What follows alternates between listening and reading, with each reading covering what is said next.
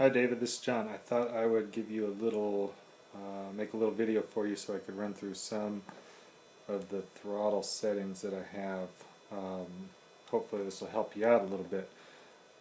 Let's see, I'm looking at the monitor right now, and let's see, throttle's kind of at 0% and the voltage is at 0.49 volts. I hope you can see that on the controller. If I get too much closer, I kind of put it in the shadow there, but there you can kind of see. I can go over here. Wow, it is dark over here, but you can see my throttle, and I can kind of give that a little twist. Ooh, nice little squeak in the motor. We get that to turn up a little bit. But you can see here, so it's about a half a volt, and I think I set the max throttle level to maybe 4 volts or 4.5. Obviously the throttle does go up to 5 volts, but the Del Sol throttle pedal has a really long throw on it, and so I want to hit 100% before I'm really jamming my foot into the ground. It really kind of picks up at just under 2 volts, but that all works. So let me go back to the program. Oops, there we are. Program menu.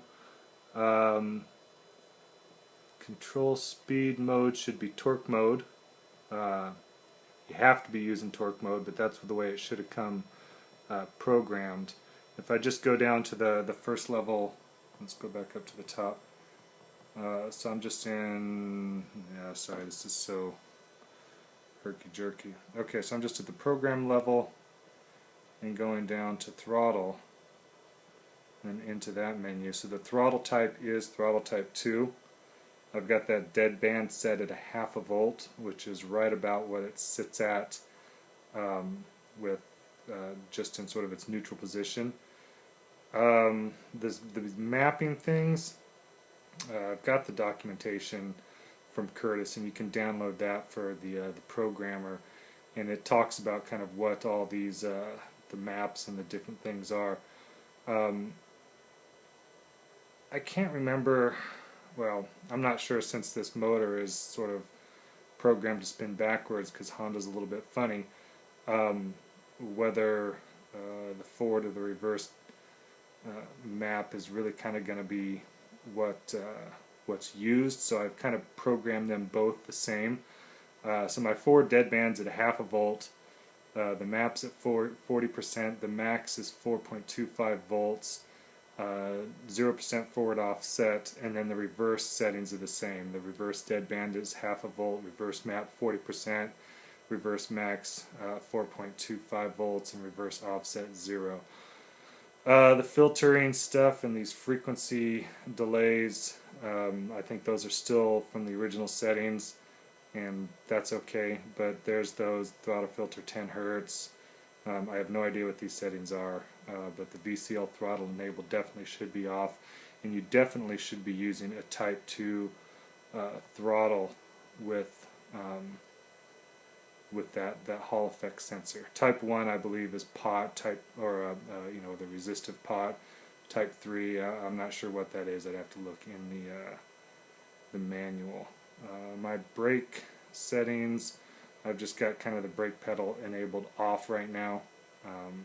And the type, again, if those are all kind of from the documentation. If you have the brake stuff set up, you can kind of look at that. I'm trying to get back down here to a good spot where you can see.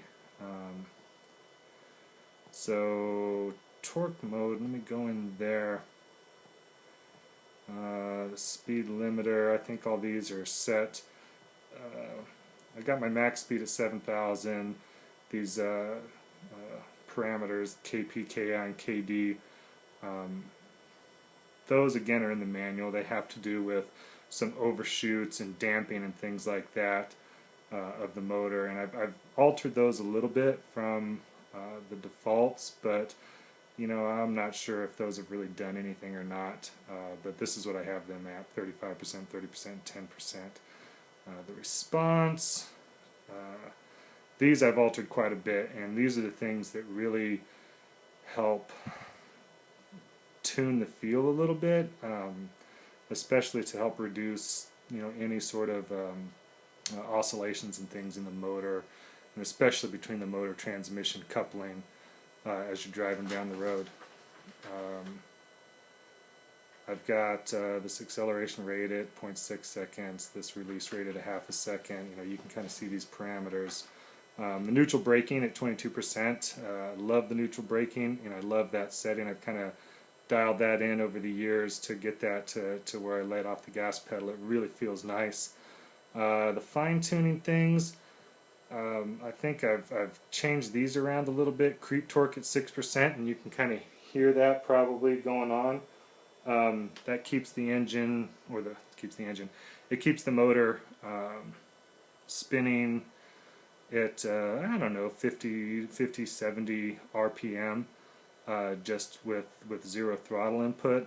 I really like that feel because when you're in gear at like a stop, it does put a little bit of tension in the drive lines or in the drive shafts, and so, you know, when you put your foot on the pedal, you're kind of already kind of engaged, and it just feels really smooth taking off. And it doesn't have any sort of oscillations or jerkiness to it, as you know, as those the drive components are torqued up. So I really like that creep torque. These other things, brake, full creep, I can't remember them, but there's good descriptions for these things in the manual.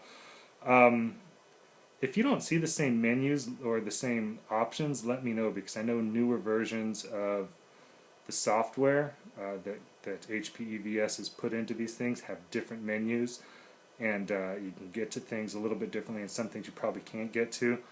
But let's go back up to the top. Yeah, so this fine-tuning menu in the,